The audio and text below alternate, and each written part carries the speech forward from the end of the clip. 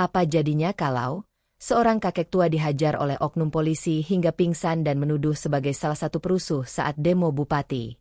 Namun ternyata polisi salah tangkap. Oknum polisi apes ketika mengetahui identitas asli kakek tua itu. Assalamualaikum warahmatullahi wabarakatuh. Sebelum lanjut ke videonya, silakan tekan tombol like dan subscribe channel Story Kehidupan. Serta tonton sampai akhir agar tidak ketinggalan cerita menarik lainnya. Selamat menyaksikan. Langit sore itu berwarna jingga keemasan. Matahari yang hampir tenggelam seolah enggan berpisah dengan bumi, menyisakan cahaya hangat yang menelusup di antara celah-celah pepohonan. Di trotoar dekat jalan raya utama kota kecil itu, seorang kakek tua sedang sibuk menata botol-botol air mineral yang tersusun di dalam kotak styrofoam berisi es. Suaranya yang bergetar karena usia senja masih terdengar ramah setiap kali menyapa pejalan kaki atau pengendara yang berhenti sebentar di pinggir jalan. Air dingin, segar, murah saja. Begitu ucapannya berulang-ulang, dengan senyum yang tidak pernah pudar dari wajahnya. Namanya Slamet. Orang-orang lebih sering memanggilnya Pak Slamet. Tubuhnya kurus, tulangnya menonjol, rambutnya telah memutih seluruhnya. Meski usianya sudah renta, ia masih tegak berdiri, walau kadang harus menahan pegal di pinggang dan gemetar di tangannya. Pak Slamet dikenal hampir semua orang yang sering melewati jalan itu. Ada yang merasa iba padanya, ada pula yang menganggapnya biasa saja, hanya sekadar pedagang kecil yang berjuang mengais rezeki. Namun, bagi cucu satu-satunya yang tinggal bersamanya di rumah sederhana di pinggiran kota, Pak Slamet adalah segalanya. Di usia senjanya, Pak Slamet bukan hanya seorang kakek. Ia adalah ayah, ibu, sekaligus sahabat bagi cucu yang kini masih duduk di bangku sekolah dasar. Anak itu bernama Alia. Gadis kecil yang wajahnya selalu ceria meski hidup dalam serba kekurangan. Sejak kedua orang tuanya meninggal karena kecelakaan, Pak Slamet mengambil alih tanggung jawab penuh. Tidak ada pilihan lain. Ia tidak rela cucu semata wayangnya itu terlantar. Maka setiap hari, sejak matahari naik hingga menjelang malam, Pak Slamet berdiri di trotoar itu. Menjual air mineral dingin dengan harga 1.000 per botol kecil dan 2.000 untuk yang besar. Tidak banyak yang ia dapat. Kadang sehari hanya cukup untuk membeli beras dan lauk sederhana. Namun baginya, asal cucu bisa makan, bisa sekolah, dan bisa tidur nyenyak tanpa kelaparan, itu sudah cukup membuatnya merasa kaya. Sore itu, angin berhembus lembut membawa debu jalanan yang mulai padat oleh kendaraan. Bunyi klakson bersahutan, suara pedagang kaki lima lain berteriak menawarkan dagangan, dan hiruk-pikuk kota kecil itu semakin ramai menjelang maghrib.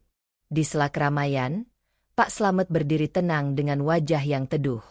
Setiap kali ada pembeli, senyum tulusnya selalu menyertai. "Terima kasih ya, Nak, semoga rezekimu lancar," ucapnya pada seorang pengendara motor yang membeli 2 botol air mineral. Orang itu hanya mengangguk sambil tersenyum tipis, lalu kembali melaju. Tidak semua orang membalas ucapan baiknya, tetapi Pak Slamet tidak pernah kecewa. Baginya, mendoakan orang lain adalah kebahagiaan tersendiri. Di rumah, Alia mungkin sedang menunggu. Biasanya, setiap sore gadis kecil itu duduk di teras, menanti kakeknya pulang dengan membawa sebungkus nasi atau sekadar gorengan untuk makan malam. Kadang Alia berlari menyambut dengan wajah gembira, memeluk tubuh kakeknya yang kurus, lalu bertanya dengan polos, "Hari ini laku banyak, Kek?" Pertanyaan sederhana itu sering membuat dada Pak Slamet terasa sesak. Ia tidak ingin cucunya tahu betapa sulitnya mencari uang. Tidak ingin Alia ikut merasa cemas atau terbebani. Jadi, ia selalu menjawab dengan kalimat yang sama. "Alhamdulillah, laku. Besok kita bisa makan lagi." Hidup mereka sederhana, bahkan cenderung pas-pasan. Rumahnya kecil, berdinding papan, atap seng yang sudah berkarat, dan lantai semen kasar yang dingin. Namun, bagi Pak Slamet dan Alia, rumah itu adalah surga kecil.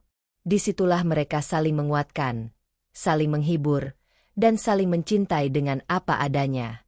Di tengah perjalanan hidupnya yang penuh keterbatasan, Pak Slamet tidak pernah mengeluh. Ia percaya bahwa setiap tetes keringat yang ia keluarkan adalah bentuk cinta yang nyata untuk cucunya. Ia sadar, tubuhnya semakin rapuh, tenaganya semakin berkurang, tetapi semangatnya tidak pernah padam. Baginya, berhenti bekerja sama saja dengan menyerah pada kehidupan. Sore itu, ketika langit semakin redup, Pak Slamet duduk sebentar di kursi kecil dari kayu yang selalu ia bawa. Punggungnya terasa nyeri, namun ia tersenyum sendiri, memandang orang-orang yang lalu lalang.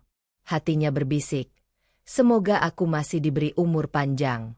Aku ingin melihat Alia tumbuh dewasa. Aku ingin menemaninya sampai ia benar-benar mandiri. Suara gaduh dari arah alun-alun kota terdengar samar-samar. Beberapa orang yang lewat mulai membicarakan sesuatu. Katanya besok akan ada demo besar-besaran. Warga mau turunkan bupati, ujar seorang bapak kepada temannya. Iya, soalnya kasus korupsi itu makin jelas. Duit rakyat dibawa kabur. Gila, tega banget, balas temannya dengan nada marah. Pak Slamet mendengar percakapan itu, tapi ia tidak terlalu menanggapi. Baginya, urusan politik dan pejabat bukan lagi hal penting. Ia hanya ingin hidup tenang, cukup makan, dan bisa melihat cucunya bahagia. Namun, ia tidak tahu bahwa percakapan itu hanyalah awal dari badai besar yang akan mengubah hidupnya. Badai yang tidak pernah ia duga akan menyeretnya ke pusaran masalah, lebih besar dari sekadar berjualan air mineral di pinggir jalan. Senja perlahan berganti malam. Lampu jalan mulai menyala, kendaraan masih berlalu lalang, dan Pak Slamet membereskan dagangannya. Botol yang tersisa ia masukkan kembali ke dalam kotak, kursi kayu ia lipat, lalu ia ikatkan di bagian belakang sepedanya yang sudah tua dan berkarat. Dengan langkah perlahan, ia mengayuh sepeda pulang. Angin malam terasa menusuk kulit, tapi hati Pak Slamet hangat membayangkan wajah cucu kecilnya yang pasti sedang menunggu. Di sepanjang perjalanan pulang, ia masih sempat menyapa tetangga dan orang-orang yang dikenalnya. Senyumnya tidak pernah hilang, meski tubuhnya lelah. Hidup memang keras. Namun, Pak Slamet selalu percaya bahwa selama ia jujur, ikhlas, dan berusaha, akan selalu ada jalan. Ia tidak pernah tahu, malam itu adalah malam terakhir ia pulang dengan tenang sebelum hari-hari berikutnya membawa cerita penuh luka, fitnah, dan kebenaran yang mencengangkan. Pagi itu, sinar matahari baru saja menyibak kabut tipis yang menyelimuti kota kecil. Suara ayam berkokok masih terdengar bersahut-sahutan, sementara udara dingin perlahan beranjak hangat.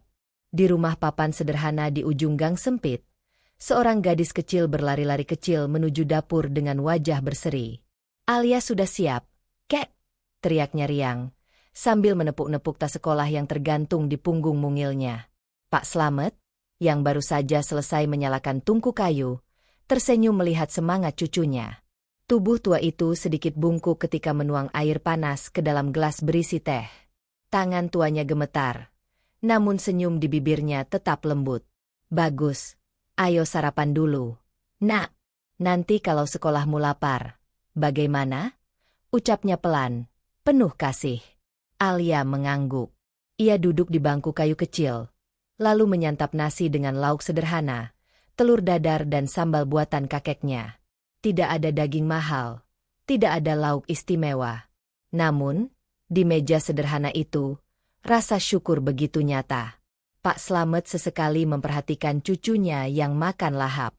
Di wajah anak itu, ia melihat masa depan yang masih panjang. Ia ingin Alia tumbuh cerdas, berpendidikan, dan tidak perlu mengulang jalan hidup penuh kesulitan seperti dirinya. Selesai sarapan, Alia mencium tangan kakeknya, lalu melangkah menuju sekolah yang jaraknya tidak terlalu jauh. Pak Slamet mengantarnya sampai di depan gang dengan sepeda tuanya. Ia melambaikan tangan, menunggu sampai sosok mungil cucunya menghilang di tikungan.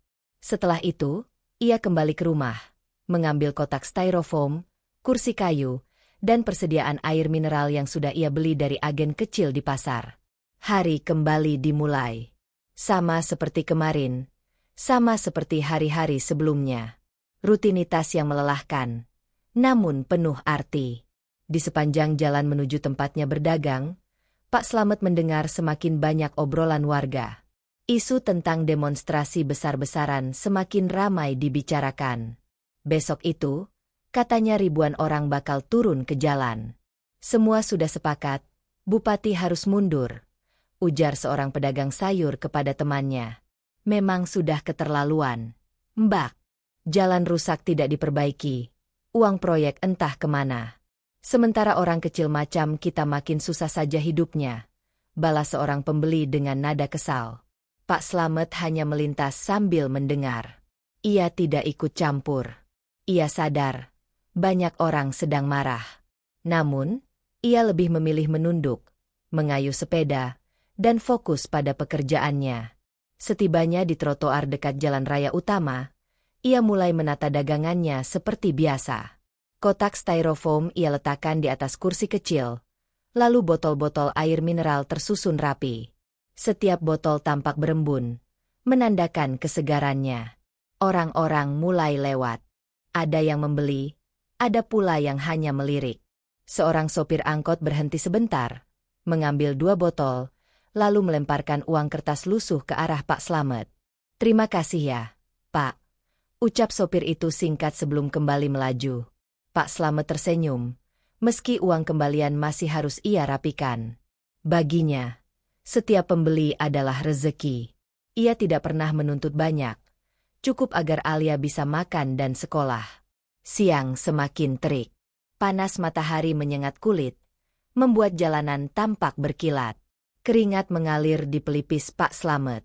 Meski begitu, ia tetap berdiri, sesekali duduk di kursi kecil, lalu bangkit kembali saat ada pembeli datang.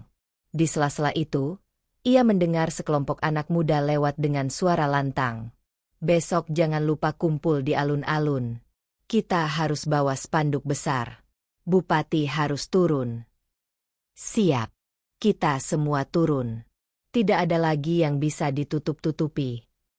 Pak Slamet memandang sekilas. Dalam hati ia bergumam, "Ah, anak muda penuh semangat, semoga mereka tahu apa yang mereka lakukan." Menjelang sore, dagangan Pak Slamet belum habis. Namun, ia tidak kecewa. Ia tetap sabar menunggu. Sesekali, ia berbincang dengan pedagang lain yang berjualan di dekatnya. Ada penjual gorengan, ada tukang koran, ada pula pedagang mainan. Mereka saling bertukar kabar, saling melepas penat dengan cerita ringan. "Pak Slamet, hati-hati besok. Katanya demo besar itu dekat sini. Jangan sampai kena imbas," ujar penjual gorengan dengan nada khawatir. Pak Slamet tersenyum tipis. "Iya, Mbak. Saya cuma jualan air. Mudah-mudahan aman-aman saja." Dalam hatinya, ia sebenarnya sedikit khawatir. Namun, ia tidak punya pilihan lain. Tempat berdagang itu adalah lokasi paling ramai, paling strategis. Jika ia pindah, kemungkinan besar dagangannya tidak laku. Dan kalau dagangannya tidak laku, Alia mungkin tidak bisa makan dengan layak esok hari. Maka, meski ada risiko, ia tetap harus bertahan. Ketika matahari mulai condong ke barat, suasana kota makin ramai. Lalu lintas padat, orang-orang terburu-buru pulang dari pekerjaan, suara klakson bersahutan. Di tengah keramaian itu, seorang mahasiswa berhenti di dekat lapak Pak Slamet. "Pak, 1 air dingin ya?" katanya sambil mengeluarkan uang receh. Pak Slamet memberikan botol dengan senyum. "Silakan, Nak. Semoga segar kembali." Mahasiswa itu meneguk air dengan cepat, lalu berkata, "Pak, besok jangan kesini dulu ya. Akan ramai sekali, bahkan mungkin ricuh. Saya khawatir kalau Bapak ada di sini." Pak Slamet terdiam sejenak. Pandangannya jatuh pada jalan raya yang sore itu penuh sesak. Ia menghela napas panjang. "Terima kasih, Nak. Saya akan hati-hati." Mahasiswa itu mengangguk, lalu berlalu. Pak Slamet kembali duduk, menatap botol-botol yang masih tersisa. Senyumnya perlahan menghilang, digantikan dengan kerutan kekhawatiran di dahi.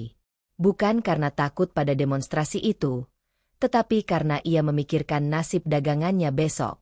Kalau aku tidak berdagang, apa Alia bisa tetap makan? Malam tiba. Pak Slamet pulang dengan hasil yang tidak terlalu banyak. Namun, ia tetap membawa sebungkus kecil nasi goreng untuk cucunya. Sesampainya di rumah, Alia menyambut dengan wajah ceria. "Kek, hari ini bawa nasi goreng? Wah, enak sekali," serunya sambil memeluk kakeknya erat. Pak Slamet tersenyum, menahan air mata yang hampir jatuh. Ia tahu betapa sederhananya kebahagiaan cucunya. Mereka makan bersama, lalu berbincang ringan sebelum tidur. Alia bercerita tentang sekolah, tentang gurunya yang baik, dan tentang cita-citanya menjadi dokter. Pak Slamet mendengarkan dengan penuh perhatian. Hatinya bergetar mendengar mimpi besar dari mulut kecil cucunya. "Kalau Alia jadi dokter, kakek pasti bangga sekali," ucapnya lirih, sambil membelai rambut cucu kesayangannya. Malam itu, Pak Slamet berbaring di kasur tipis. Matanya menatap langit-langit rumah yang mulai lapuk. Namun pikirannya tidak bisa tenang. Bayangan tentang demonstrasi besok terus mengganggunya. Ia tahu, sesuatu sedang mendidih di kota kecil ini. Dan meski ia hanya seorang penjual air mineral, entah kenapa, hatinya merasa bahwa dirinya akan ikut terseret dalam gelombang besar itu.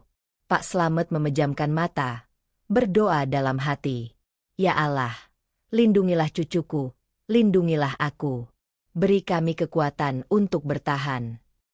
Malam pun larut, menyelimuti kota kecil yang sebentar lagi akan menjadi saksi dari gejolak yang lebih besar daripada sekadar riak kecil. Pagi itu, suasana kota tidak lagi sama seperti hari-hari sebelumnya. Udara yang biasanya hanya berisi suara burung dan aktivitas warga, kini dipenuhi teriakan dan derap langkah kaki yang bergegas. Dari berbagai arah, massa mulai berdatangan menuju pusat kota. Mereka membawa spanduk, poster, dan bendera. Warna-warni tulisan penuh amarah berkibar di antara lautan manusia yang semakin padat. "Turunkan Bupati sekarang juga. Rakyat menderita, pemimpin berpesta." Teriakan-teriakan itu menggema, menyalakan semangat sebagian orang, sekaligus menyalakan rasa takut pada sebagian yang lain. Di sisi lain, di sebuah rumah sederhana di pinggiran kota, Pak Slamet baru saja menyiapkan dagangannya. Ia memasukkan botol-botol air mineral ke dalam kotak styrofoam berisi es, memastikan semuanya dingin dan segar. Wajahnya sedikit murung. Semalam ia sulit tidur, pikirannya dipenuhi kekhawatiran tentang demonstrasi yang kabarnya akan berlangsung hari ini. Namun, apa daya? Ia tetap harus bekerja. Alia butuh makan, butuh uang untuk sekolah. Dan itu tidak bisa ditunda hanya karena suasana kota sedang genting. Dengan tubuh renta, ia mengangkat kotak styrofoam ke atas sepeda tuanya, lalu mengayuh pelan menuju jalan raya utama. Di sepanjang jalan, ia melihat hal yang berbeda. Polisi-polisi sudah berjaga di persimpangan, membawa tameng dan tongkat. Beberapa kendaraan taktis berjejer di dekat alun-alun. Jalanan yang biasanya hanya dipadati motor dan angkot, kini dipenuhi barisan orang yang meneriakkan tuntutan. Pak Slamet menghela napas panjang. "Astagfirullah, semoga aman. Aku hanya ingin berjualan," gumamnya pelan. Sesampainya di trotoar tempat biasa ia berdagang, suasana lebih ramai dari biasanya. Orang-orang berkerumun, sebagian membeli makanan, sebagian lagi sibuk menyiapkan spanduk besar. Pak Slamet menata kursi kayu kecilnya, meletakkan kotak air mineral, lalu mulai menawarkan dagangannya dengan suara yang tetap ramah. "Air dingin, air segar, murah saja." Beberapa orang yang kelelahan langsung menghampiri. Ada mahasiswa, ada bapak-bapak, bahkan ada ibu-ibu yang ikut serta dalam barisan massa. Mereka membeli botol-botol air, meneguknya dengan cepat, lalu kembali bergabung dalam kerumunan. "Terima kasih, Nak, semoga rezekimu lancar," ucap Pak Slamet, masih dengan senyum tulus meski hatinya diliputi kecemasan. Dari kejauhan, suara orasi terdengar semakin keras. Seseorang berdiri di atas mobil pick-up dengan pengeras suara, membakar semangat ribuan massa. "Kita tidak akan diam. Bupati harus bertanggung jawab atas korupsi yang merugikan rakyat. Hari ini, kita tunjukkan bahwa kita tidak bisa dibungkam." Sorak-sorai massa membahana. Spanduk diangkat tinggi, tangan terkepal, teriakan semakin menggema. Pak Slamet duduk di kursinya, mengamati dengan mata yang sayu. Ia tahu, situasi bisa berbahaya kapan saja. Namun, ia tetap bertahan. Bagi sebagian orang, mungkin ia terlihat seperti kakek biasa yang mencari sesuap nasi di tengah keramaian. Tidak ada yang tahu bahwa sosok tua itu menyimpan rahasia besar yang kelak akan membuka kedok banyak orang berkuasa. Menjelang siang, panas matahari semakin menyengat. Asap dari knalpot kendaraan dan debu jalan bercampur dengan teriakan massa, membuat suasana semakin pengap. Polisi mulai membentuk barisan rapat, bersiap menghadapi segala kemungkinan. Pak Slamet merasakan dadanya sesak, bukan hanya karena udara yang panas, tapi juga karena firasat buruk yang semakin kuat. Ia melihat wajah-wajah tegang, mata-mata yang penuh amarah, dan tangan-tangan yang menggenggam batu serta kayu. Ya Allah, jangan biarkan ini jadi bencana, bisiknya dalam hati. Tiba-tiba, suara letusan terdengar. Tidak jelas apakah itu petasan atau gas air mata yang ditembakkan. Namun, seketika massa mulai panik. Teriakan berubah menjadi jeritan. Barisan yang tadinya teratur berantakan, orang-orang berlari ke berbagai arah, sebagian mendorong, sebagian menendang, sebagian lagi melawan. Kericuhan pecah. Gas air mata menyebar di udara, membuat banyak orang batuk dan menangis. Batu beterbangan ke arah barisan polisi, sementara tameng-tameng baja terangkat, memantulkan sinar matahari yang menyilaukan. Suara sirene meraung-raung, menambah kepanikan. Pak Slamet berdiri terhuyung, bingung harus kemana. Kotak air mineralnya hampir terbalik ketika orang-orang berlari melewatinya. Botol-botol berguling di trotoar, sebagian diinjak-injak tanpa sengaja. "Kakek, minggir! Jangan di situ!" teriak seorang pemuda yang berlari melewati. Namun, langkah Pak Slamet lamban. Tubuh tuanya tidak mampu menandingi derasnya arus manusia yang berdesakan. Ia hanya bisa menunduk, menahan tubuh agar tidak jatuh. Di tengah kekacauan itu, seorang pria berseragam polisi memperhatikan. Dialah Aibda Rahmat. Wajahnya keras, matanya tajam, dan sorot pandangnya penuh curiga. Ia melihat Pak Slamet yang terhuyung di tengah kerumunan. "Siapa itu? Jangan-jangan provokator," teriaknya kepada rekan-rekannya. Padahal, Pak Slamet sama sekali tidak tahu menahu. Ia hanya seorang penjual air yang kebetulan terjebak di lokasi. Namun, dalam pandangan Rahmat, kakek tua itu hanyalah kambing hitam yang bisa dijadikan alasan. Dengan langkah cepat, Rahmat menghampiri. Tangannya yang besar meraih bahu Pak Slamet dengan kasar.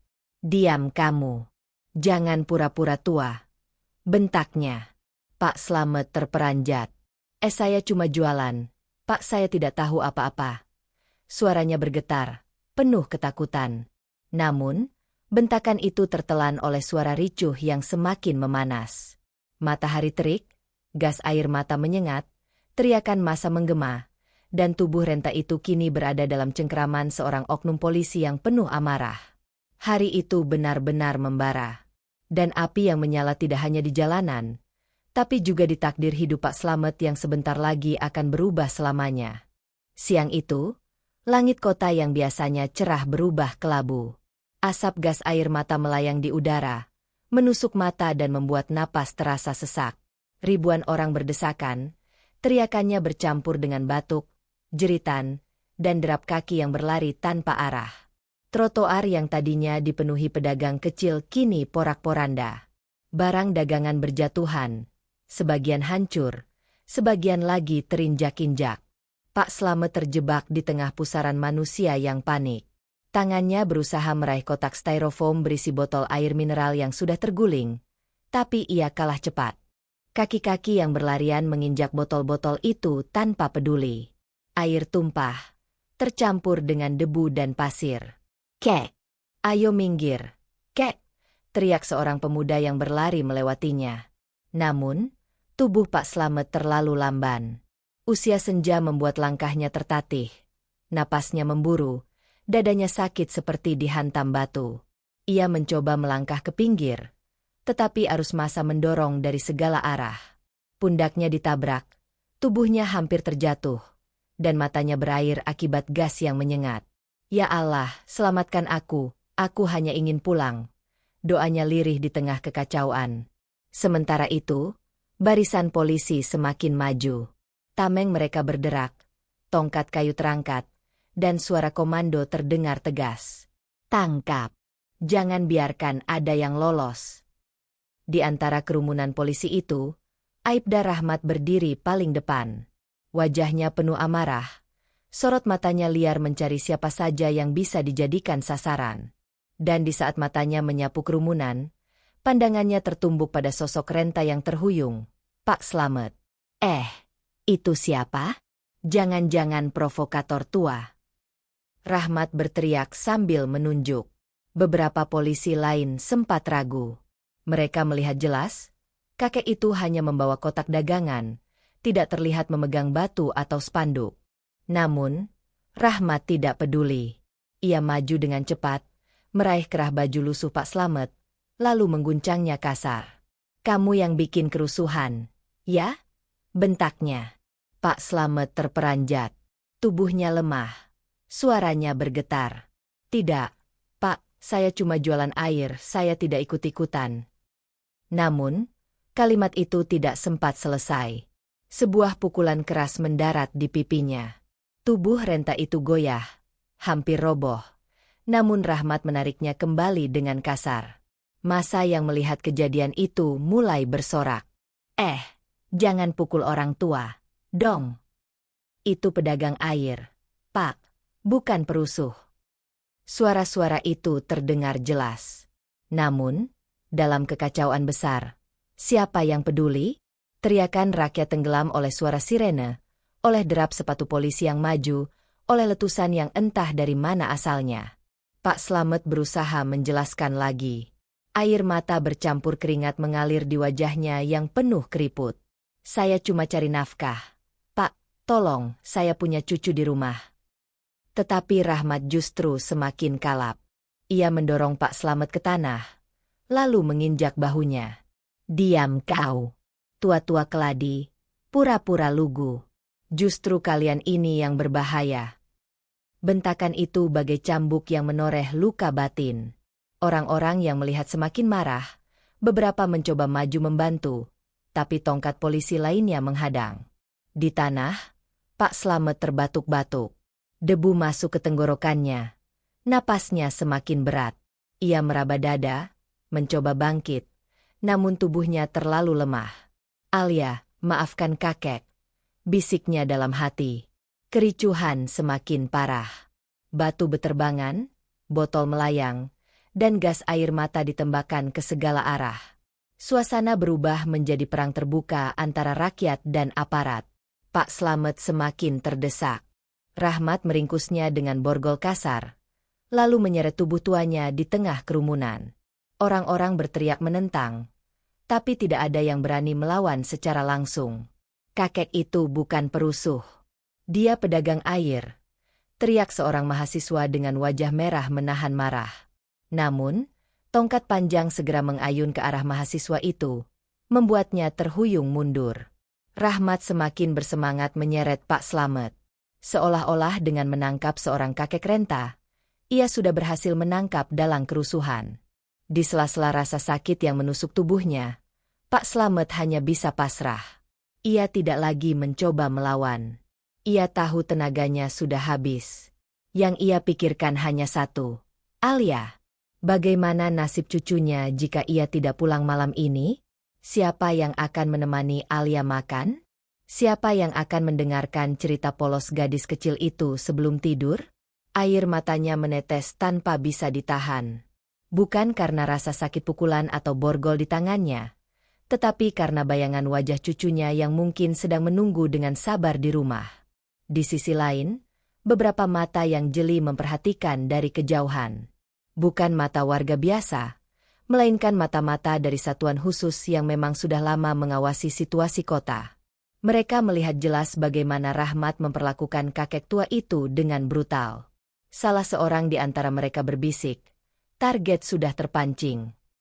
Namun, Kalimat itu tidak terdengar oleh siapapun, tenggelam dalam hiruk-pikuk kerusuhan yang semakin tak terkendali. Hari itu menjadi hari yang tak terduga bagi Pak Slamet. Ia berangkat dengan niat sederhana, menjual air untuk sesuap nasi, demi senyum cucunya. Namun, ia pulang dengan tubuh penuh luka, diseret oleh oknum aparat yang tidak mengenal belas kasihan. Kericuhan itu bukan sekadar tentang rakyat yang melawan korupsi, bukan hanya tentang bentrokan antara massa dan polisi.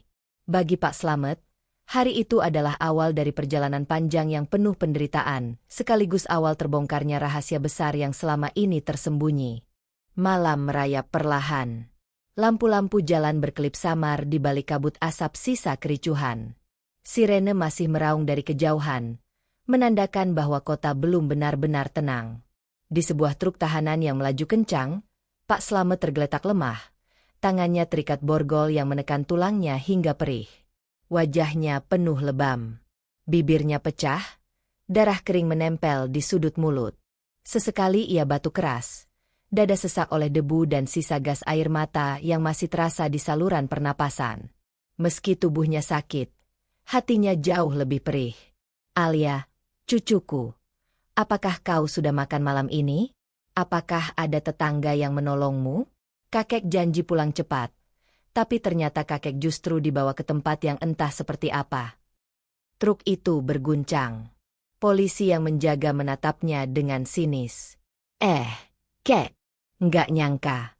Ya, tua-tua keladi, masih aja berani bikin rusuh. Malu nggak? Umur segini masih mau jadi provokator. Ejek salah seorang polisi muda. Pak Slamet menggeleng lemah. Suaranya serak. Saya cuma jualan air. Namun, tawa kasar langsung menyambar. Halah, semua juga ngaku jualan, ngaku orang baik.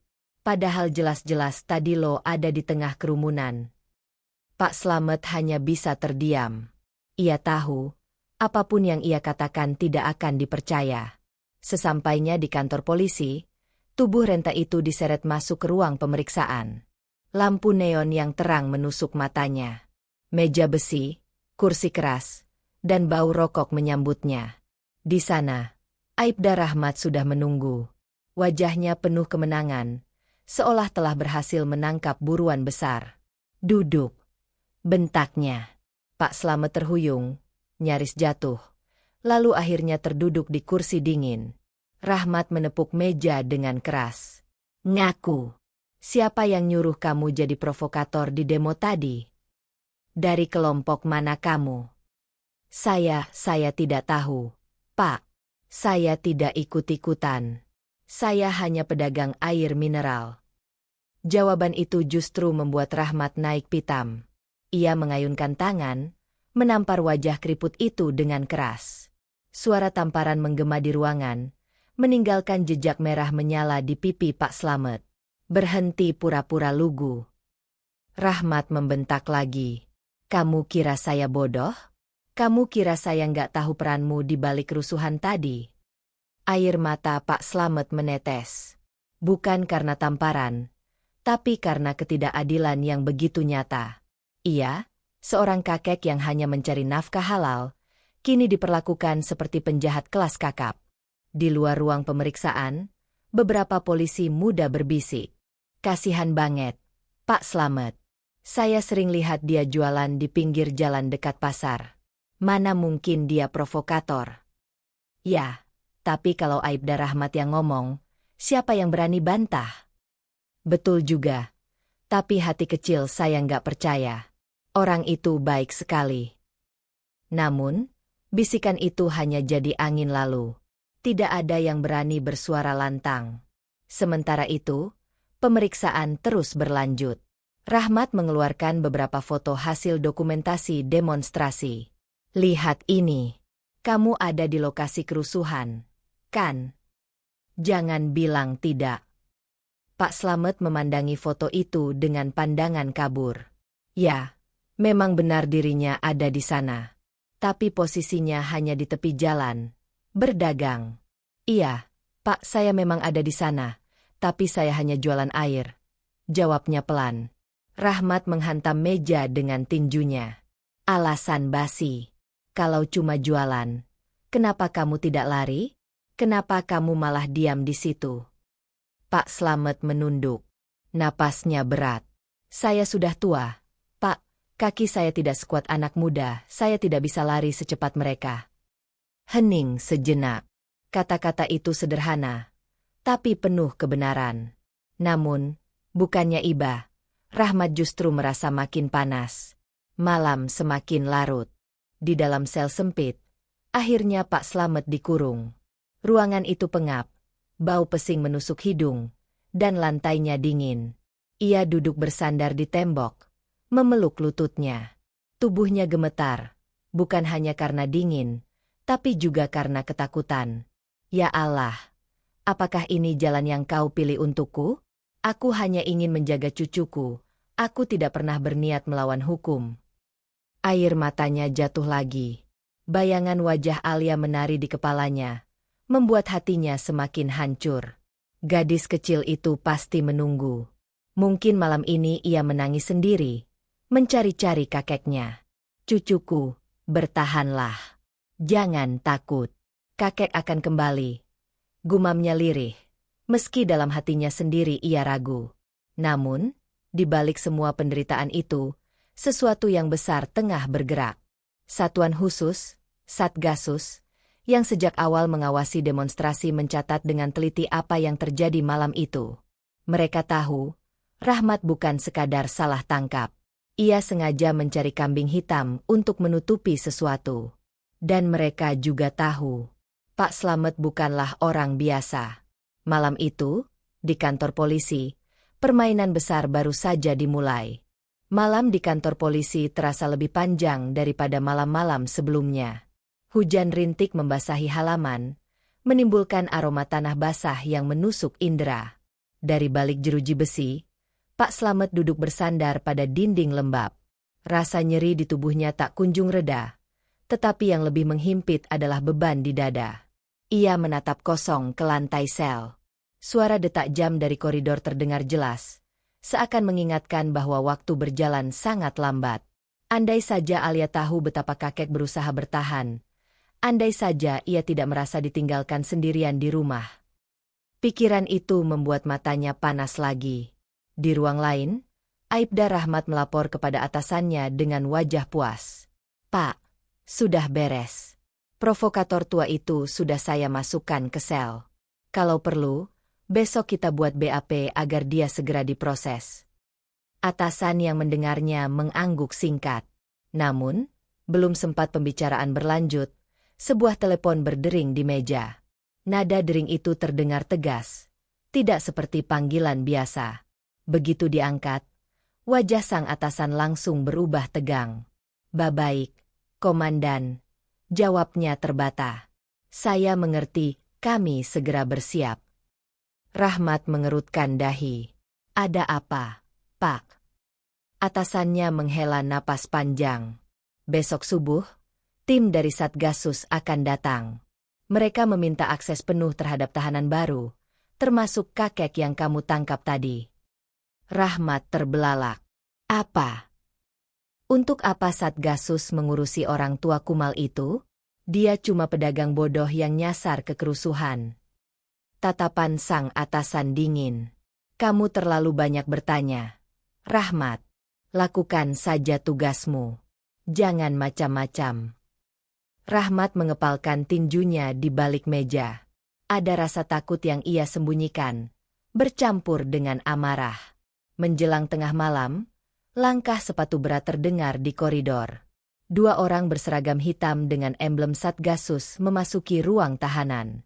Wibawa mereka terasa menekan, berbeda jauh dengan polisi biasa yang berjaga di sekitar. Salah satu dari mereka membuka kunci sel.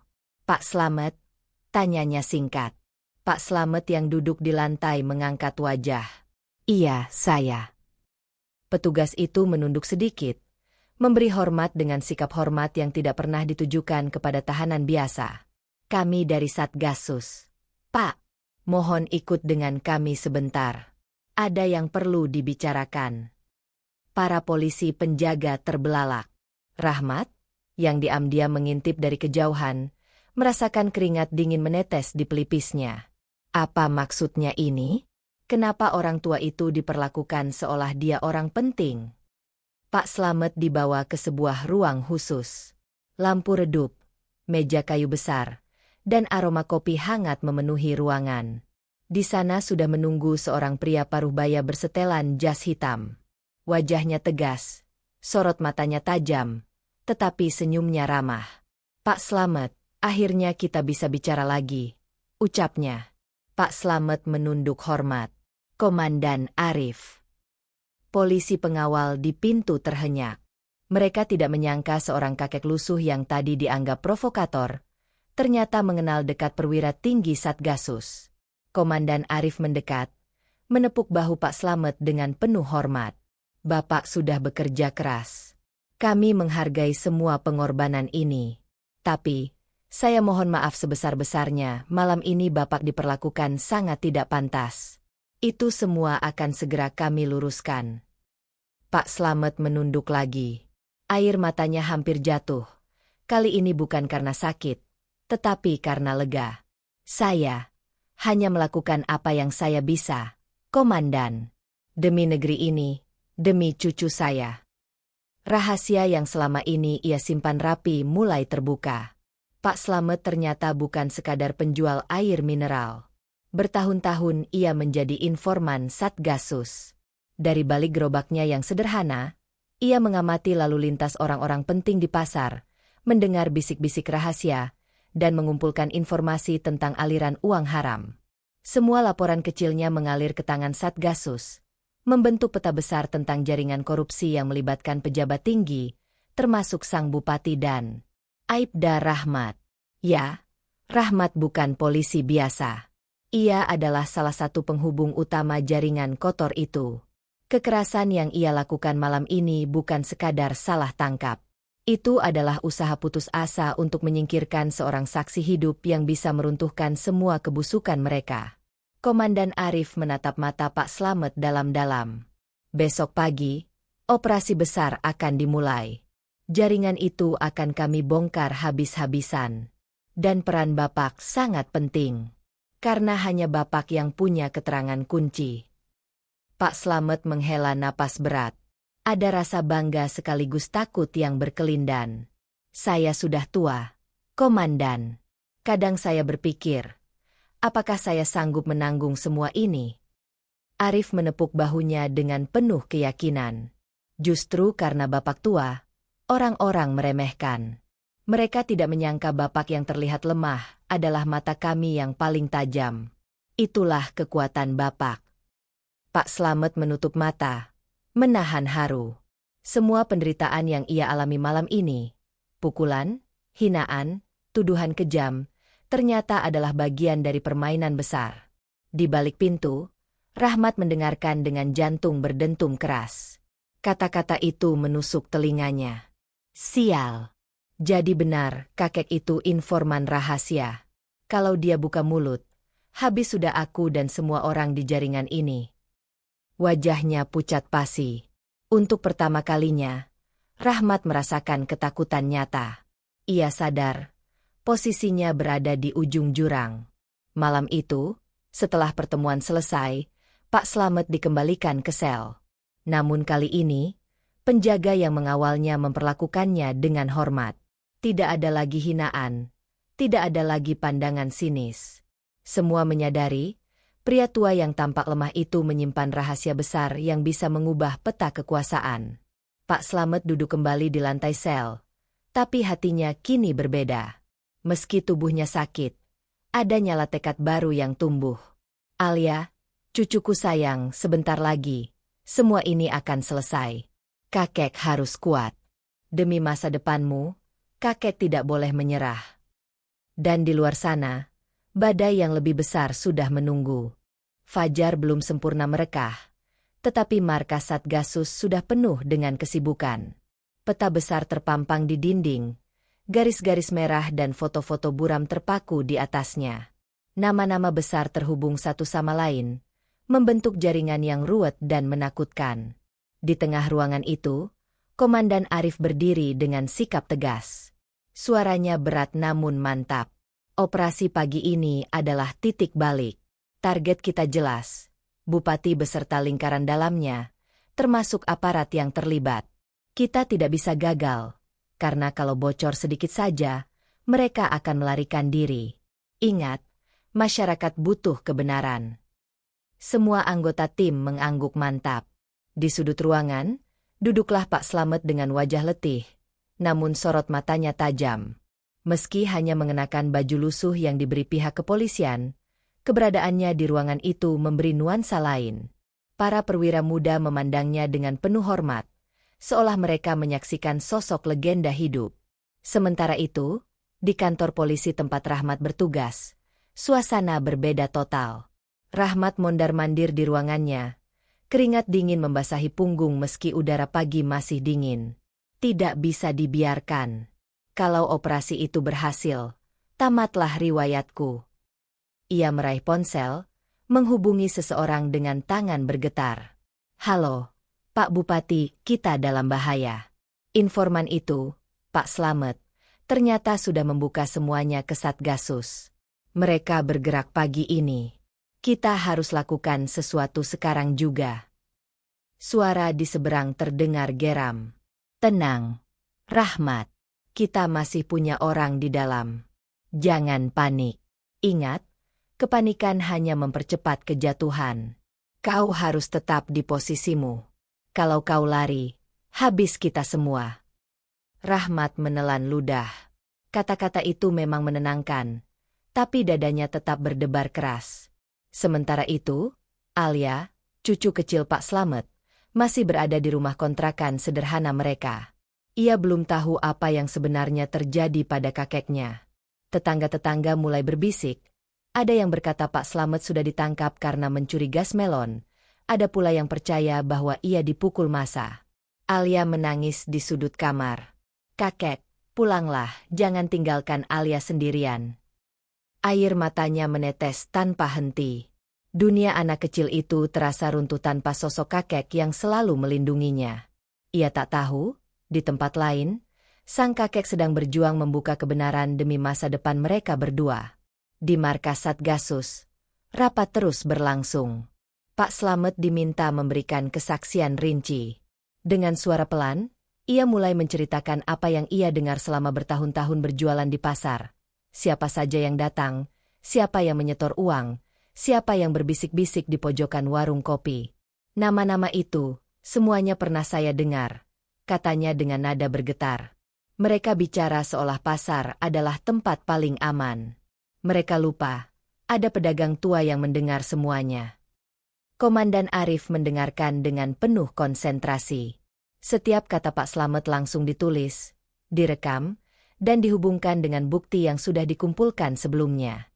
Bapak sudah melakukan lebih dari cukup, ujar Arif setelah Slamet berhenti bicara. Sekarang giliran kami yang bergerak. Kami janji, nama Bapak akan kami lindungi. Pak Slamet hanya mengangguk. Hatinya lega, meski ada rasa takut yang tak bisa dihapuskan. Ia tahu, semakin banyak rahasia terbuka, semakin besar pula ancaman terhadap dirinya dan Alia. Menjelang siang, operasi dimulai. Puluhan kendaraan Satgasus melaju cepat. Sirine dibungkam agar tak menimbulkan curiga. Mereka menyebar ke titik-titik strategis, rumah dinas bupati, gudang penimbunan gas melon, kantor-kantor pejabat daerah, dan beberapa rumah mewah milik Roni. Di pasar, warga terkejut melihat sejumlah pria bersenjata lengkap menyergap sebuah toko besar yang selama ini dianggap hanya toko sembako biasa. Dari dalam, ditemukan ratusan tabung gas melon yang disembunyikan, lengkap dengan catatan aliran uang. Ya Allah! Bisik seorang ibu pasar. Jadi selama ini benar, tabung gas langka karena ditimbun. Warga yang dulu ikut menuduh Pak Slamet, kini saling berpandangan dengan wajah pucat. Perlahan rasa malu menyelimuti mereka. Rahmat panik begitu mendengar kabar penggerebekan.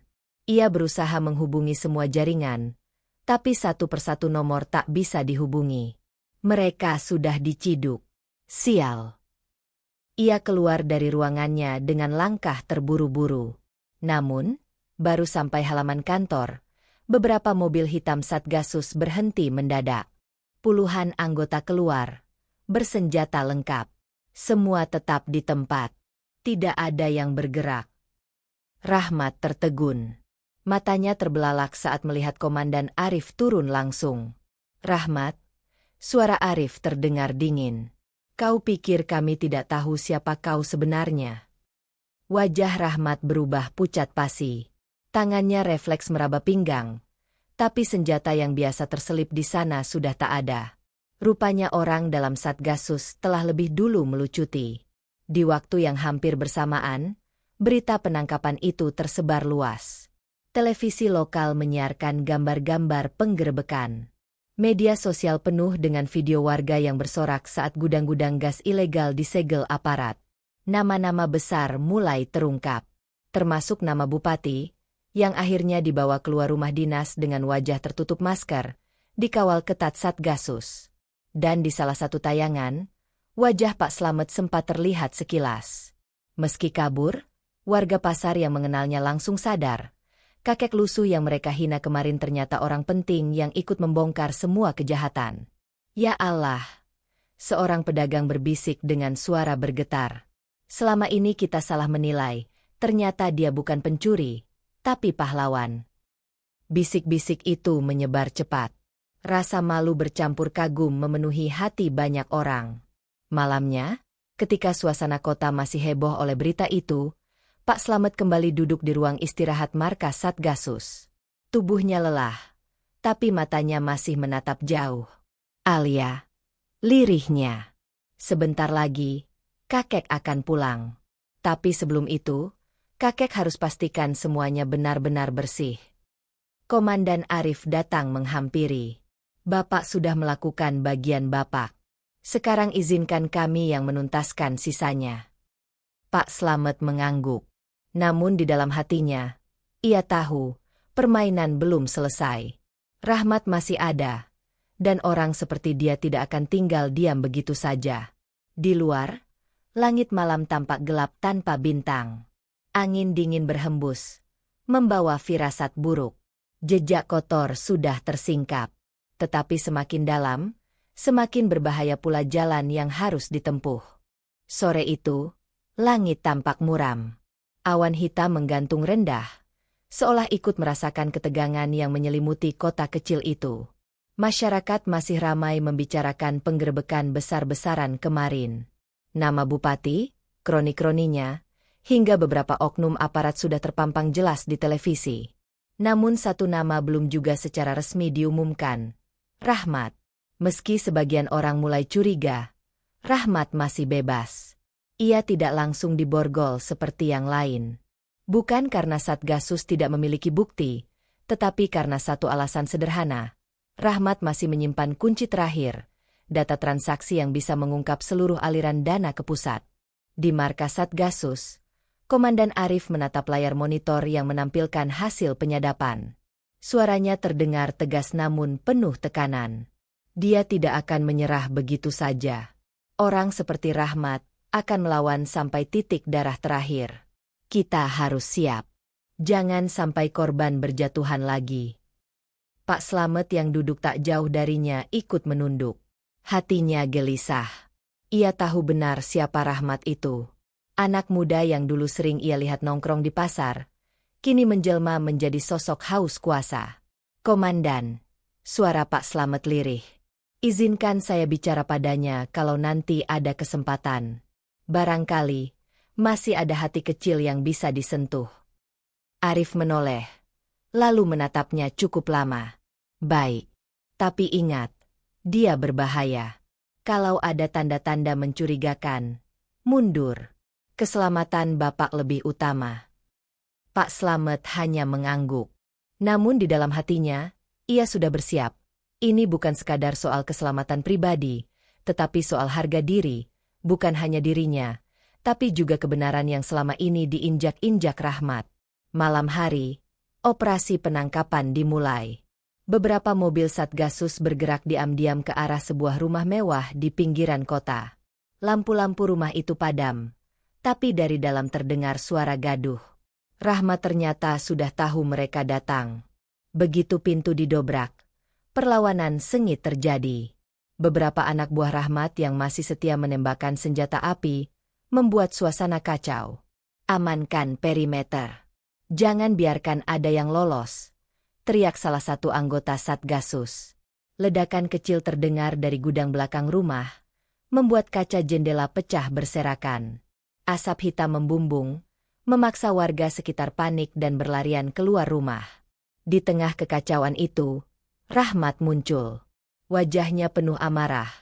Keringat bercampur debu menempel di dahinya. Tangannya memegang pistol. Matanya liar menatap ke segala arah. "Jangan kira kalian bisa menjatuhkanku begitu saja," teriaknya lantang. "Aku sudah menguasai kota ini bertahun-tahun. Tanpa aku, kalian semua bukan apa-apa." Suasana hening sejenak. Lalu dari arah belakang pasukan, langkah pelan terdengar. Pak Slamet maju, berdiri tegak meski tubuhnya renta. "Rahmat," panggilnya dengan suara bergetar namun tegas. "Berhentilah. Semua sudah berakhir. Tidak ada gunanya lagi kau melawan." Rahmat tertawa sinis. Suaranya penuh luka dan kesombongan. "Kau pikir aku takut sama orang sepertimu, Slamet? Kakek lusuh yang dulu kupandang rendah di pasar? Jangan mimpi. Kau kira kau pahlawan? Tidak ada yang peduli pada orang miskin sepertimu. Mereka hanya akan memanfaatkanmu lalu melupakanmu." Setiap kata itu menancap tajam di hati Pak Slamet. Tetapi ia tidak goyah. Ia tahu, inilah saatnya mempertaruhkan keberanian terakhirnya. "Rahmat," katanya pelan, "aku memang orang miskin. Aku tidak punya harta, tidak punya kekuasaan. Tapi aku masih punya harga diri. Sesuatu yang sudah lama kau jual demi kepentinganmu sendiri." Mata Rahmat berkilat marah. Ujung pistolnya kini menodong tepat ke arah Pak Slamet. Pasukan Satgasus menahan napas. Jari-jari mereka sudah siap menarik pelatuk jika situasi semakin gawat. Ketegangan itu pecah seketika. Rahmat berteriak histeris, lalu melepaskan tembakan. Dentuman memekakan telinga terdengar, memantul di dinding rumah. Semua orang sontak bergerak. Namun, entah bagaimana, peluru itu hanya menghantam dinding di samping Pak Slamet. Kakek tua itu tetap berdiri, meski tubuhnya bergetar. "Kenapa kau tidak bisa membunuhku, Rahmat?" tanya Slamet dengan suara lirih. Rahmat terdiam. Tangan yang menggenggam pistol bergetar hebat. Sorot matanya liar, antara benci dan takut. "Karena jauh di dalam hatimu," lanjut Slamet, "kau tahu aku bukan musuhmu. Musuhmu adalah dirimu sendiri, kerakusanmu, nafsu yang tidak pernah kau kendalikan." Air mata tiba-tiba menetes di pipi Rahmat. Tapi sesaat kemudian, ia meraung marah, mencoba melarikan diri melalui pintu belakang. "Kejar dia!" teriak Komandan Arif. Kejar-kejaran terjadi di gang sempit belakang rumah. Hujan deras tiba-tiba turun, menambah dramatis suasana. Rahmat berlari sekuat tenaga, tapi langkahnya terhuyung. Satgasus mengepung dari berbagai arah. Akhirnya, ia terpojok di sebuah tembok tinggi.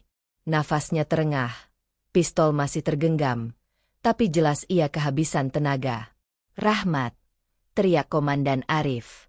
"Letakkan senjatamu. Kau sudah kalah." Rahmat menoleh. Matanya merah dan penuh putus asa. Perlahan ia mengangkat pistol, bukan untuk menembak, tapi untuk menodongkan ke kepalanya sendiri. "Lebih baik aku mati, daripada dipermalukan seperti ini," teriaknya putus asa. Suasana mendadak hening. Semua anggota pasukan membeku, takut salah langkah. Namun sekali lagi, suara renta Pak Slamet memecah keheningan. "Rahmat, jangan lakukan itu. Harga dirimu bukan diukur dari bagaimana kau mati, tapi bagaimana kau mengakui kesalahanmu, meski terlambat."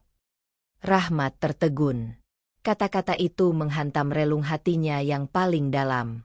Tangannya bergetar hebat, lalu pistol itu perlahan jatuh ke tanah.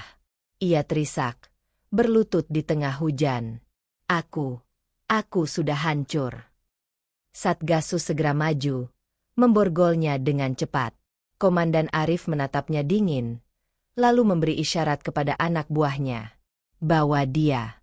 Pertarungan harga dirinya sudah selesai. Malam itu, berita penangkapan Rahmat mengguncang seluruh kota.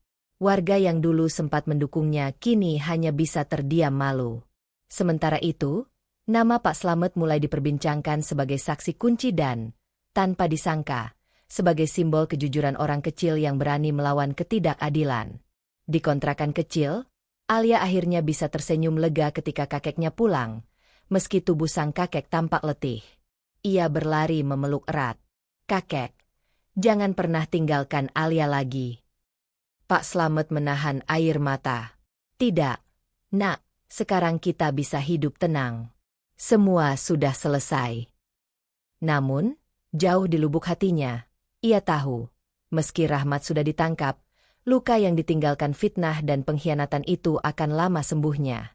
Dan langit malam, meski masih mendung, perlahan memperlihatkan seberkas cahaya bulan di balik awan gelap, pertanda harapan baru telah lahir. Hari-hari setelah penangkapan Rahmat, suasana kota kecil itu berubah drastis. Jalanan yang dulu ramai dengan obrolan warga kini dipenuhi bisik-bisik penuh rasa malu. Nama Rahmat terpampang di koran, televisi, hingga media sosial. Mantan pejabat itu kini resmi menjadi tahanan, terancam hukuman panjang atas kasus korupsi, penggelapan, dan intimidasi terhadap rakyat kecil. Namun, meski kebenaran akhirnya muncul, luka yang ditinggalkan tidak serta-merta hilang. Bagi Pak Slamet dan Alia, fitnah yang dulu menempel di nama mereka masih membekas, seperti noda yang sulit dihapus. Pagi itu, Alia berjalan menyusuri gang menuju warung untuk membeli kebutuhan dapur. Beberapa tetangga yang dulu pernah mencibirnya kini bersikap kikuk. Ada yang pura-pura sibuk, ada pula yang berusaha menyapa seadanya. Alia, mau ke warung ya? Sapa Buati dengan senyum canggung. Alia menoleh, sedikit terkejut. Iya, Bu. Mau beli minyak sama gula. Oh, iya. Hati-hati ya, nak. Senyum itu tampak dipaksakan, dan Alia bisa merasakannya. Dulu, orang-orang seperti Buati lah yang paling keras menuduh dirinya cucu pencuri gas melon. Sekarang, setelah kebenaran terbongkar, mereka seperti kehilangan kata-kata untuk menebus kesalahan. Alia hanya menunduk sopan. Iya, Bu. Terima kasih. Ia melanjutkan langkah dengan hati yang berat. Meski tidak ada lagi yang berani menuduhnya, ia tahu pandangan-pandangan itu masih ada. Luka batin itu terlalu dalam untuk bisa sembuh hanya dengan satu permintaan maaf. Di rumah, Pak Slamet duduk di kursi bambu tua, menatap kosong ke jalan. Ia sering termenung sejak kejadian besar itu. Alia yang baru pulang menghampirinya sambil membawa kantong plastik. Kek, ini belanjaannya. Pak Slamet tersenyum tipis. Terima kasih, nak. Keduanya terdiam beberapa saat. Hanya suara burung gereja di atap kontrakan yang terdengar. Kek. Alia akhirnya membuka suara. Kenapa mereka masih melihat kita seperti orang asing? Padahal kebenaran sudah jelas. Bukankah seharusnya mereka meminta maaf? Pak Slamet menarik napas panjang. Nak, luka yang ditinggalkan fitnah memang tidak mudah sembuh. Orang-orang bisa saja diam, pura-pura ramah, tapi dalam hati mereka masih menyimpan rasa bersalah. Ada yang berani mengakuinya, ada juga yang memilih bersembunyi di balik pura-pura. Alia menunduk, tapi rasanya sakit. Kek, seolah-olah kita masih saja dianggap rendah. Pak Slamet mengelus kepala cucunya dengan lembut. Harga diri kita tidak ditentukan oleh pandangan orang lain. Alia, ingat itu. Kita sudah membuktikan kebenaran. Sekarang tugas kita adalah melanjutkan hidup, bukan terjebak dalam luka. Namun, luka itu juga bukan hanya soal tetangga. Luka yang lebih dalam justru datang dari dalam diri mereka sendiri. Suatu malam, ketika hujan deras mengguyur, Pak Slamet terbangun dari tidurnya karena mimpi buruk. Dalam mimpinya, ia kembali berada di tengah kerumunan warga yang berteriak, "Pencuri!" Wajah Alia menangis, sementara dirinya dipukuli tanpa ampun.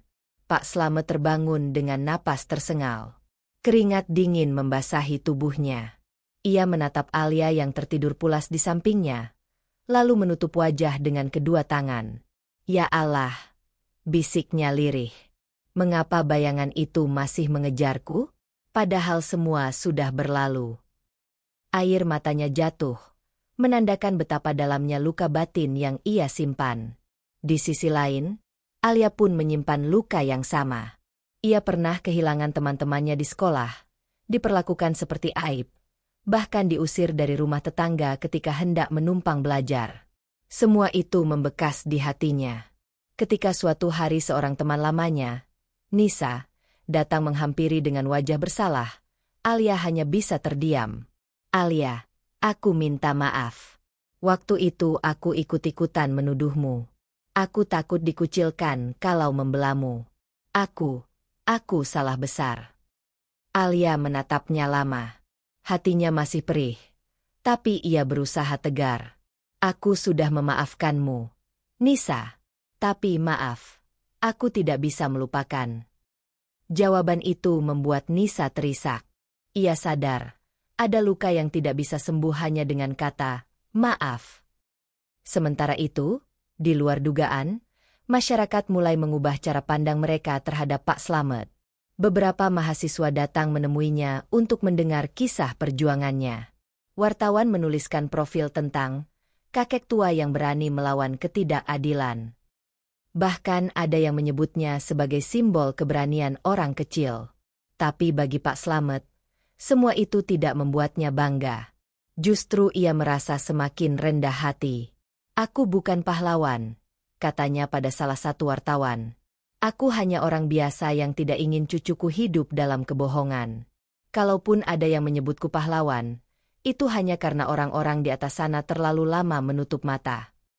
Meski begitu, luka yang membekas justru membuat keluarga kecil itu semakin kuat. Mereka belajar berdamai dengan masa lalu, meski tidak pernah melupakannya.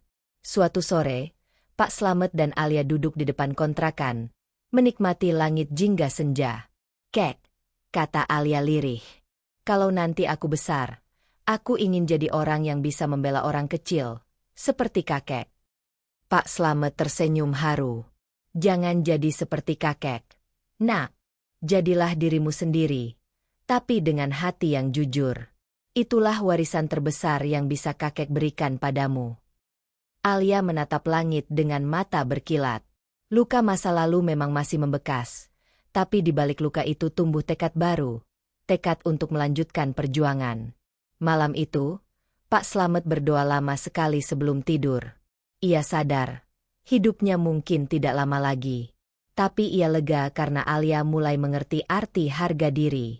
Luka batin yang mereka alami mungkin tidak akan pernah benar-benar hilang, tapi setidaknya, luka itu kini menjadi pengingat bahwa kebenaran memang selalu punya harga mahal. Dan di setiap luka, selalu ada harapan untuk tumbuh menjadi lebih kuat. Waktu berjalan pelan setelah badai besar yang pernah melanda hidup Pak Slamet dan Alia. Musim hujan berganti dengan musim kemarau, udara pagi terasa lebih hangat, dan kehidupan kota kecil itu mulai menemukan ritmenya kembali. Meski luka lama belum sepenuhnya sirna, perlahan-lahan secercah cahaya baru menyelinap masuk ke hati mereka. Suatu pagi, Alia bangun lebih awal dari biasanya. Dengan penuh semangat, ia mengenakan seragam putih biru yang rapi. Di meja kayu sederhana, sudah tersusun buku-buku dan tas sekolah yang baru ia terima dari sumbangan seorang dermawan. Hari itu adalah hari pertama ia kembali bersekolah setelah sekian lama menanggung malu karena fitnah. "Kek, lihat seragamku pas, kan?" Alia berputar di depan kakeknya. Senyumnya mengembang seperti bunga mekar di musim semi. Pak Slamet yang sedang duduk sambil menyeruput kopi hitam menatap cucunya dengan mata berkaca-kaca. "Pas sekali, Nak. Cantik. Kakek rasa kau sudah siap menghadapi dunia baru." Alia memeluk kakeknya erat. "Terima kasih, Kek. Kalau bukan karena keberanianmu, mungkin aku sudah berhenti bermimpi." Pak Slamet tersenyum, meski di balik senyum itu tersimpan rasa getir.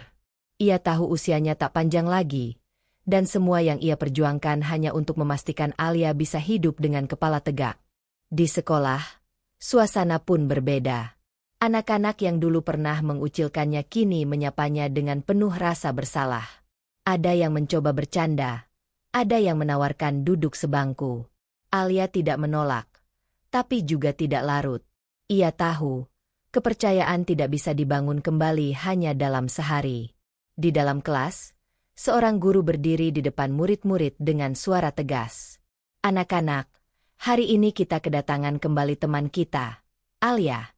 Mari kita sambut dengan baik, karena ia telah menunjukkan keteguhan hati yang luar biasa.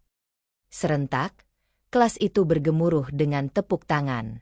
Alia menunduk, tersipu, tapi dalam hati ia berjanji. Ia akan belajar sekeras mungkin agar kelak bisa menjadi orang yang berarti, bukan hanya untuk dirinya, tapi juga untuk orang lain. Sementara itu, kehidupan Pak Slamet juga berubah. Namanya yang dulu hanya dikenal sebagai kakek tua miskin kini melekat pada sebuah kisah perjuangan. Beberapa kali ia diminta hadir dalam forum diskusi warga, bahkan pernah diundang ke balai kota untuk memberikan testimoni tentang pentingnya kejujuran dan keberanian melawan ketidakadilan. Namun, ia selalu menjawab dengan rendah hati, "Saya bukan siapa-siapa. Hanya seorang kakek yang tidak ingin cucunya hidup dalam fitnah." Bagi Pak Slamet, semua pujian itu bukanlah tujuan. Yang terpenting baginya adalah melihat Alia tumbuh tanpa harus menanggung beban fitnah lagi. Suatu sore, ketika matahari mulai tenggelam, Pak Slamet dan Alia duduk di beranda kontrakan.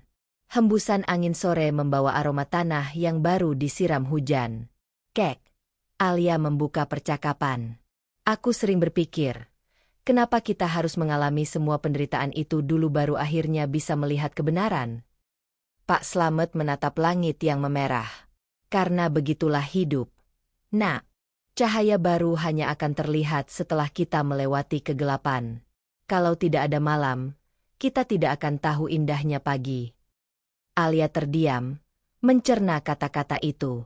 Perlahan, ia tersenyum. "Aku mengerti, Kek. Jadi semua luka kemarin sebenarnya adalah jalan agar kita lebih kuat." "Betul sekali," jawab Pak Slamet sambil mengelus kepala cucunya. Malam itu, sebelum tidur, Alia menuliskan sesuatu di buku catatannya. Ia menulis, "Aku tidak akan lagi membiarkan orang merendahkan harga diriku. Aku ingin belajar dengan sungguh-sungguh, agar suatu hari aku bisa menjadi cahaya bagi orang lain yang pernah hidup dalam kegelapan." Tulisan sederhana itu menjadi semacam doa, harapan, sekaligus janji pada dirinya sendiri. Hari-hari berikutnya berjalan dengan lebih tenang. Alia semakin rajin belajar, dan Pak Slamet mulai merasakan ketenangan dalam hidupnya. Meskipun masih ada beberapa tetangga yang sulit menghapus kesalahan mereka di masa lalu, perlahan hubungan mulai membaik. Beberapa orang datang membawa makanan atau sekadar menanyakan kabar. Ada pula yang akhirnya berani meminta maaf secara langsung. Pak Slamet tidak pernah menolak. Ia hanya berkata, kesalahan memang menyakitkan, tapi pintu maaf selalu ada bagi mereka yang sungguh-sungguh menyesal. Waktu pun terus berlalu. Pada suatu hari Minggu, Alia dan Pak Slamet berjalan melewati alun-alun kota. Mereka melihat sekelompok anak kecil bermain bola, tertawa riang tanpa beban. Alia memandang ke arah kakeknya. "Kek, lihat mereka, betapa bahagianya. Aku ingin anak-anak di masa depan bisa hidup tanpa rasa takut, tanpa dihantui fitnah seperti kita dulu." Pak Slamet tersenyum lembut. "Kalau begitu, belajarlah setinggi mungkin. Nak, gunakan ilmu dan hatimu untuk menjaga kebenaran. Kakek percaya kau bisa melakukannya." Alia menggenggam tangan kakeknya erat. Dalam genggaman itu, ia merasakan kehangatan dan kekuatan yang seolah menyatu. Sore menjelang malam. Langit berubah jingga, burung-burung pulang ke sarang. Di wajah Alia, tampak semangat baru yang tidak lagi surut oleh masa lalu. Luka lama memang masih ada, tapi kini luka itu telah berubah menjadi pijakan untuk melangkah ke masa depan. Pak Slamet memandang cucunya dengan tatapan penuh doa. Ia tahu, cahaya baru itu kini telah lahir, cahaya yang tak hanya akan menerangi hidup Alia, tapi mungkin juga hidup banyak orang di sekitarnya. Pergilah sejauh mungkin, nak, ucap Pak Slamet lirih, hampir seperti bisikan. Bawalah cahaya itu kemanapun kau melangkah. Alia tersenyum, menatap mata kakeknya dengan penuh keyakinan. Aku berjanji, Kek, aku akan jadi cahaya. Dan di senja yang temaram itu, di antara bayangan masa lalu dan harapan masa depan, cahaya baru benar-benar lahir. Bukan hanya dari langit yang berubah warna, tapi juga dari hati yang pernah terluka, kini kembali bersinar.